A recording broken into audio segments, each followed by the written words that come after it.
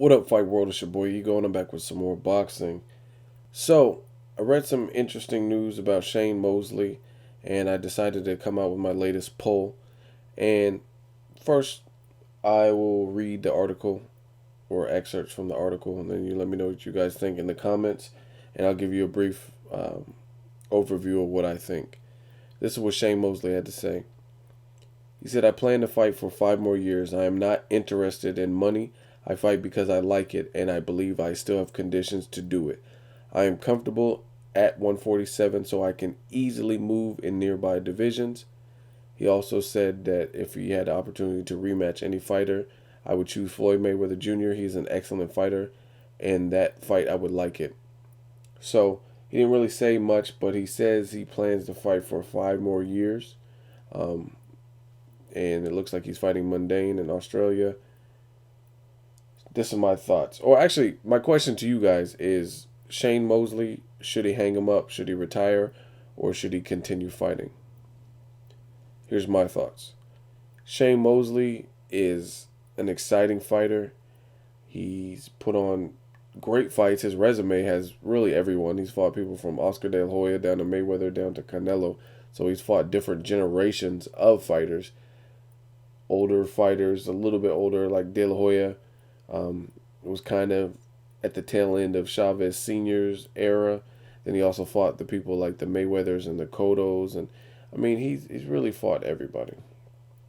My thing with Shane Mosley is love him to death as a fighter, but I think he should hang him up. I think certain fighters stay in the sport, too long, and they don't know when to hang him up. They don't know when to call it quits. They have trouble letting go for whatever reason, be it financially or they're bored or whatever the situation is. They don't know when to call it quits. Roy Jones Jr., one of my favorite fighters of all time, same story. And eventually, I don't want to see Shane Mosley. He's never been knocked out in a fight. Don't want to see him get knocked out by somebody who I feel he may have beaten or probably wouldn't have got knocked out by in his prime, if that makes any sense. It's just like I said, you don't want to see fighters lose to lesser fighters based purely on age and where they've gone and how much they've backtracked or slid and deteriorated. So Shane Mosley, I think if he continues fighting, there's a chance he might lose just because the older you get, your body reacts to differences and just the way you respond after getting hit, taking punishment. The older you get, the more grueling it is for your body. When you're young, you're still durable, you're still flexible. Shane Mosley is an older fighter, especially given the style in which he fights. He fights in a way where he's been through wars. He doesn't, I'm not going to say he doesn't use his brain, but I mean, fights with like Cotto, fights with Canelo, fights with Mayweather. I mean, these are all tough fights for him. Both fights with De La Hoya. These are like tough, grueling fights. His fights with Winky Wright, Forrest. I mean, he doesn't have the style in which typically you see longevity. Typically, you see the fighters that are thinkers with more longevity. I could picture Mikey Garcia fighting longer than average. Obviously, Floyd Mayweather Jr. I could picture Rigondeaux. Just people who have a level of defense and they don't just brawl and fight in the way that he fights. I mean, that's basically what it is. So Mosley, I love him as a fighter. He's a great fighter. He's a hell of a personality. He's done a lot of great things for the sport. Personally, I would like to see him hang it up. I don't really see him getting a legit title. Like his best opportunity was like Paulie Malignaggi, who was considered a weaker champion, but Adrian Broner already stripped him from that. Um, I mean, if he beats Mundane, where does he go from there? Like, is he gonna fight Keith Thurman, Adrian Broner? Is he gonna fight Marcos Maidana? Is he gonna fight like who is he gonna fight? The winner of Devon Alexander, Amir Khan? I mean, I just don't. I don't know. I just don't really see where he's gonna go. Like, especially if after being in with the guys he's been in, I just don't see it. Like I said, Bernard Hopkins continues to amaze and impress, and he's older, but he also fights in a style that allows him to do that. He fights semi dirty. Like there's aspects of his game, just dirty veteran tricks, little tricks of the trade that Bernard Hopkins does. But he's a thinker and he outsmarts Tavoris Clouds and people like that. Shane Mosley, that's not really his MO. He's not going to outthink you. That's not his game plan. Like, oh, let me outthink this person. Um, like I said, and he's just been in too many wars. Got knocked down by Pacquiao.